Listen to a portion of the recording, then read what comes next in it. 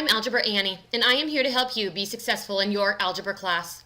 A person who never made a mistake never tried anything new. Albert Einstein. Today's learning target is, I can simplify expressions containing exponents. So now we're going to move on and we're going to talk about powers and exponents. So I have this number 3 to the second power. First I want to talk about what all the parts of this means. This 3 that I've written in blue is called the base. And the base is the number that is used as the factor. This number that I have written in purple, this number is called the exponent. And this tells us how many times the base, which is 3, how many times this is used as a factor. So what does 3 to the second power mean? That means that this number 3 was multiplied twice. So 3 times 3. 3 was multiplied 2 times. The purple tells us it was 2 times because that's what the 2 means. So 3 was 2 times. What is 3 times 3? We know 3 times 3 to be 9. So 3 to the second power is 9. So I want to work through 2 different problems with you, and the reason why I have these on the same board is because students often get these types of problems mixed up. The difference between this problem is that this has a parenthesis in it. So everything in this parenthesis is going to be raised to the third power.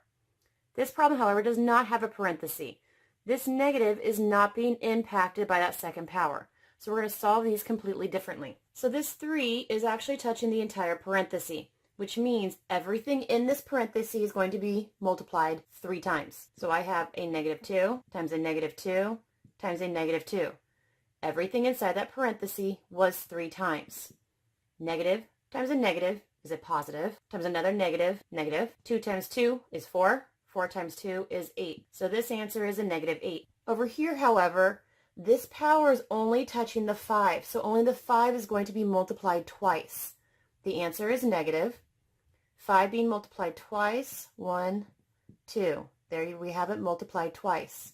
My answer is negative 5 times 5 is 25. And that's your final answer. So if the power is touching a parenthesis, everything in that parenthesis is going to be multiplied. But if the power is only touching a number, only that number is multiplied. The negative just kind of tags in the front. Now don't let the fractions scare you. You know all the different properties necessary to solve this.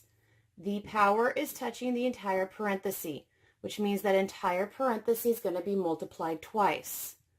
1 time, 2 time. Entire parenthesis multiplied twice. Well, we know how to multiply fractions. We already reviewed that in another video. You multiply straight across. 2 times 2 is 4. 3 times 3 is 9. 4 and 9 do not have any numbers in common, so 4/9 is your final answer and you are done. Now we have the problem. The entirety of negative 5 is raised to the third power. Since this third power is touching the parenthesis, that means everything in this parenthesis is going to be 3 times. So 1, 2, 3. 3 times. Negative times a negative is a positive, times one more negative is a negative. 5 times 5 is 25. 25 times 5 more is 125.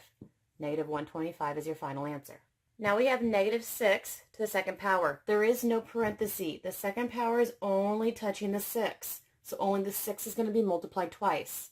Answer was negative. Answer is negative. Only the 6 is multiplied twice. Negative 6 times a positive 6. Negative times a positive is a negative. 6 times 6 is 36. Your final answer is negative 36. Now our directions tell us to write each number as a power of the given base. And the problem we were given is our answer is 8, but we want to be able to get to 8 by having a base of 2. So we have the number 2. How many times did we multiply the number 2 together to get our answer 8? So if we think through this, 2 times 2 only gave me 4. That's not big enough. If I multiply by another 2, 2 times 2 is 4. 4 times 2 gave me 8. How many times did we multiply 2 together? 3. So our answer is 2 to the third power gives me 8.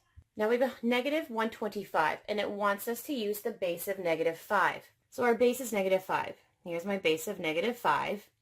If I want to use all of negative 5, because the negative, we need to make sure we put parentheses around it so all of negative 5 is used. How many times would you multiply negative 5 together to get the answer negative 125? So if I did it twice, Negative times a negative gives me a positive. 5 times 5 is 25. Well, that doesn't work. So let's see if we can do one more time. Negative times a negative is a positive. Times another negative is a negative. Well, that gives us a negative. We're halfway there. 5 times 5 is 25.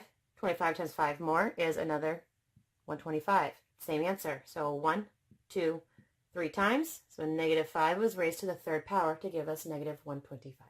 Now we're going to look at what this means geometrically.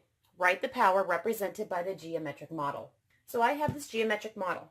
How many dots are actually in here? You could, 1, 2, 3, 4, count all of them, but there's a quicker way.